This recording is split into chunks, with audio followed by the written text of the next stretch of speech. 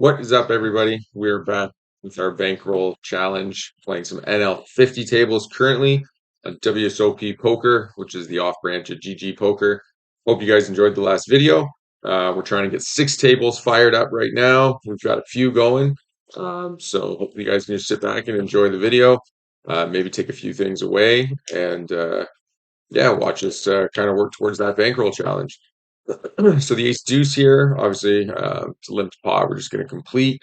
We're going to smash 2 pairs because that's kind of what we do. Um, this Vlad scanner's been proven to kind of bet quite a bit, so we're kind of checking to him. Um, he checks back, and now obviously we have to bet for value and try to do something up here.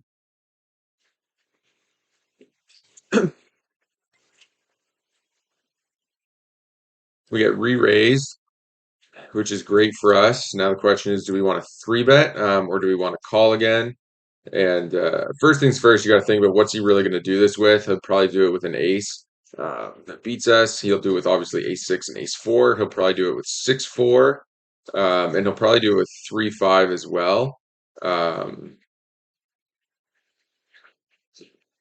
There's not a lot of draws out there, so I think what we're gonna do is I think we'll just call. I think if we raise him there, we're just gonna make our hand look so strong uh, that I don't know if we're even gonna get called by much worse, to be honest. And it's a limp pot, so he could have 3-5. He bets again. He bets sort of half pot, so we're obviously gonna raise this for value. Uh, I think we'll just go a little bit more than 3x for value. Obviously, any ace is probably going to call us from this specific player. 3-5 is going to shove. Other 2 pairs, like an ace 6 and an ace 4, will probably just call. Um, Ace jack would probably ship it in. And then obviously sets are going to ship it in the straight. But there's obviously lots of value to be had there, so we have to raise. So we raise pre, we get called.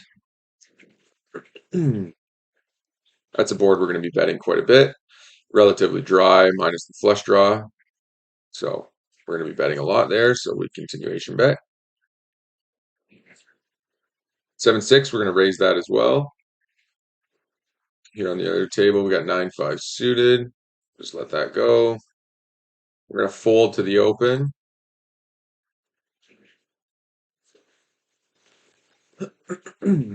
So yeah, the grind's been going really good. Been running a little bad lately, which is fine and to be expected. They come and go.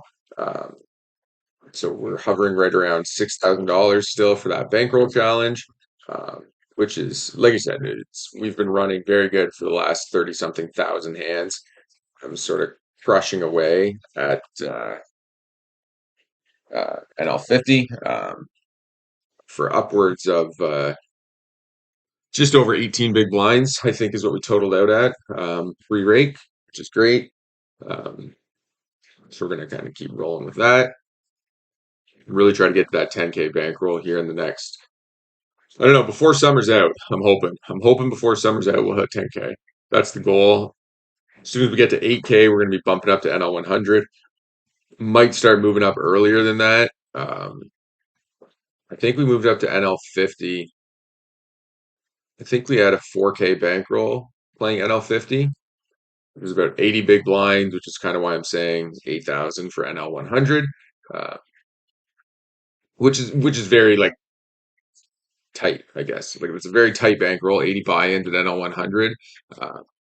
And it's probably a mistake, to be honest, but I just get so my mental game is still being worked on. I get very tilted every time I'm moving up stakes. Once you get used to that stake, it kind of disappears.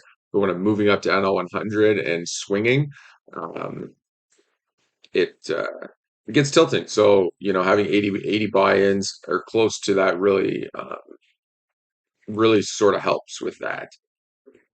So that's what we kind of try to stick to. And I think I recommend that to you guys as well. If you are finding yourself tilting a lot at the stake you're in, um, I suggest just moving down until you're until you're more comfortable with the money. So we got a third table up here. NL50, another reg. Um, pretty good, pretty good player over here. Jack eight, we're gonna call. Ace queen deuce flop. We do have the jack of spades. He bets, and I think I'll just let this one go. If I had a 10, like if I had Jack 10 or King Jack or something where there's a gut shot and a backdoor, we would have definitely raised there. Take it down with tens. I think we'll just leave this heads up table loaded. We don't get a lot of heads up action. So we'll keep that open unless something else happens on these other tables.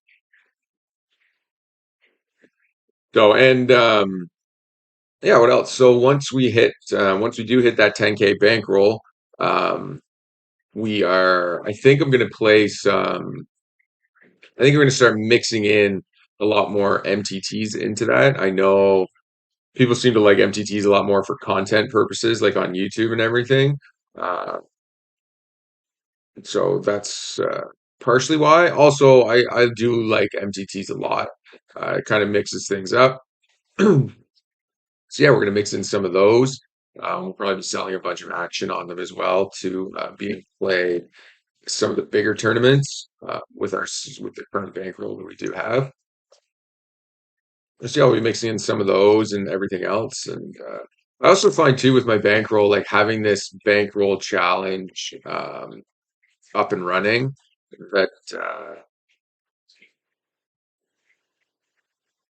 uh, I'm so focused on what my bankroll is that actually I think I don't know if it's negatively affecting my play, but it's definitely affecting my play to a certain degree, anyways. So this guy just kind of clicks it back to us.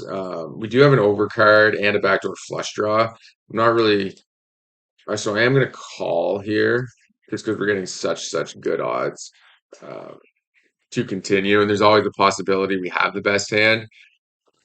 Like he could be doing this with a really weak flush draw. I don't think he's doing this with a king very often. Um, but they are also a station. So I think either here on the turn we either raise. I think when that king hits, I want to raise here, and then if he continues, we'll just give up on the hand.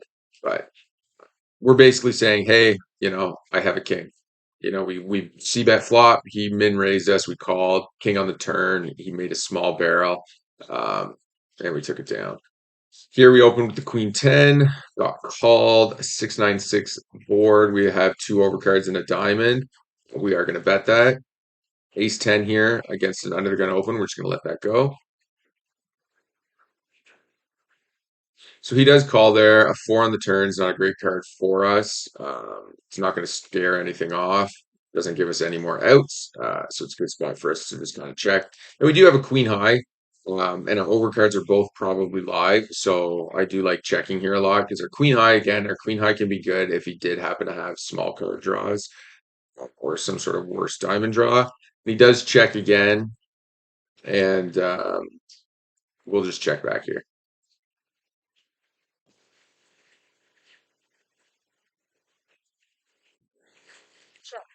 And he shows pocket fives. Okay, so we got a few more tables open now, guys. So we're gonna just jump right down into that. King Jack suited opening up. Table one, we raised pre. He called. Continuation betting. Check raises us on this board. We're definitely not going to be folding.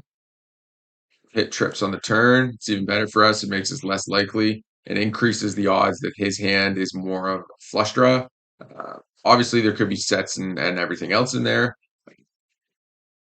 We have seen this player a few times before. We do know he's relatively loose and relatively aggressive. So we are again going to call. Jack on the river. It's a pretty good card for us. He checks. And now we just decide how much to bet. So, or if we bet at all here, what's going to call us that we beat? We could go really small and hope he just calls a jack. I don't think we can value bet much here. I don't think there's much that's going to call us after we get check raised, call, and then he checks. Like he pretty much knows we have an ace. Uh,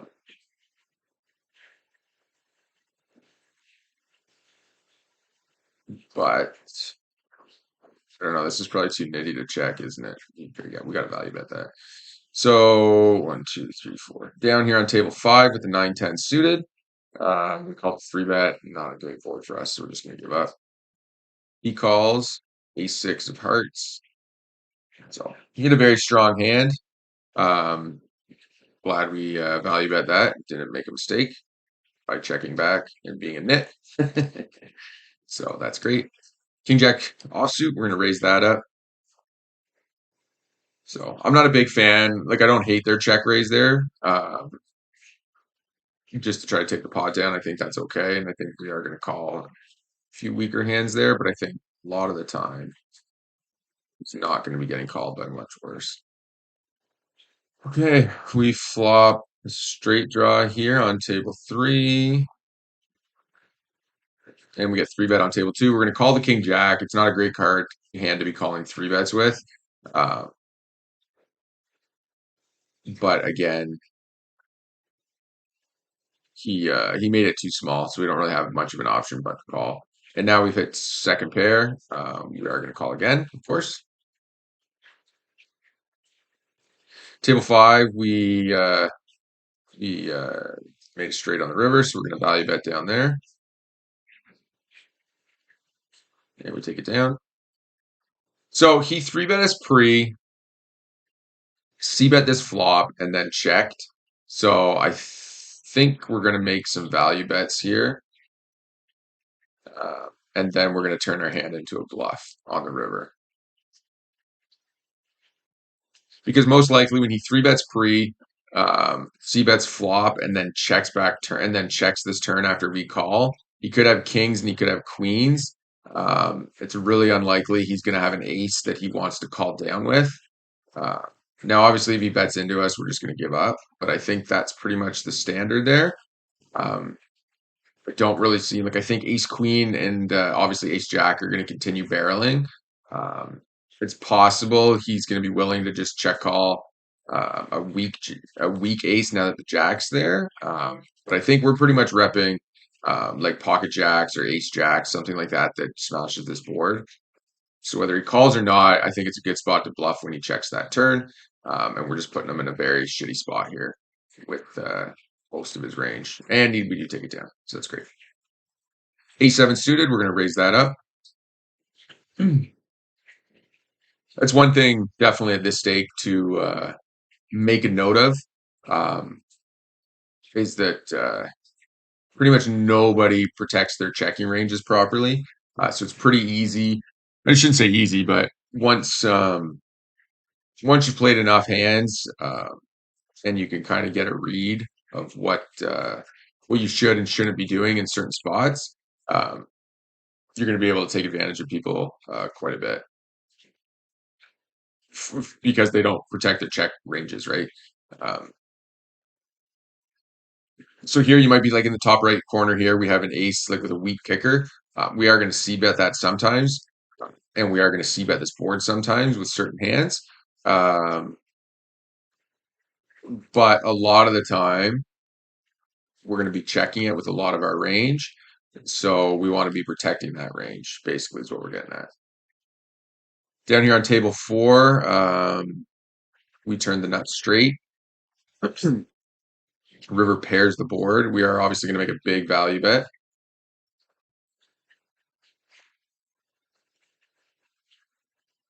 And we get check raised. So that's a pretty shitty spot for us, having the nut straight. Table 1, we're going to call another bet after checking to him. So down here, I don't really think we can call. I don't think this guy's going to do that with ace king or 8-9. And I don't think he's going to do it with just a bare queen. It is possible. Um, but I think most likely he's just managed to river a boat, a set, or got there with a flush. So we're just going to let that hand go. Table two, we make middle set. We're going to bet. And here, we're just going to call down with aces and sixes and queen high. Yeah, so that's perfectly fine. That's good. That's what we want to see. Um, so table two, we're just going to go ahead and make quads on the on the turn there. So we know what we're going to be doing here. And that is going to be barreling out and barreling out big. Let's see what he does. If he calls, we're just jamming, over jamming river. Uh, because if he is calling this, he's got to have a somewhat of a decent hand or really, really strong like flush draw, like a straight flush draw or something like that. Uh, so he is tanking. It's possible he's either thinking call or fold, or he's thinking if he's going to shove over me or not. Uh, so we'll see. Pocket fives we raise here on table four. Pocket eights we're going to raise. Fortunately, he did fold over the ribbon king. Ooh, interesting. So it's possible he had a king and just decided to fold it. Um, would love to see pocket kings there and get the bad beat. We've yet to hit the bad beat jackpot. So 10-5 folding. Folded the fives down here on table four. So ace queen against a mid position open. He's a strong player. We are going to be three betting it, of course.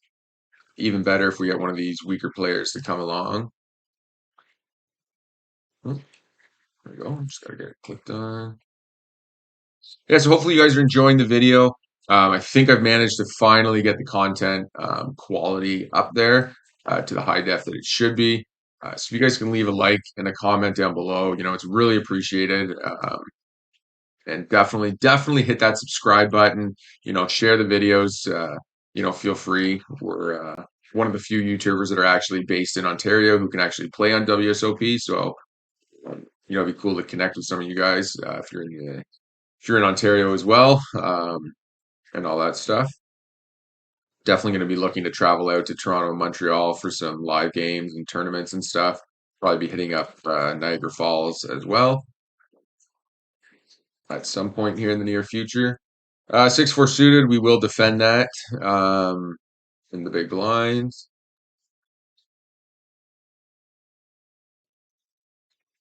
Ace 8 suited, we're going to be three betting that on table three.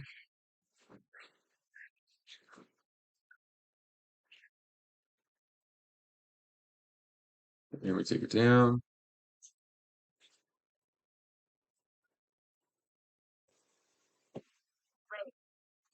Ace 2 suited, raising. So I hope you guys have been enjoying the video. If you have, again, just leave a like and comment down below, and we'll see all you guys at the next video.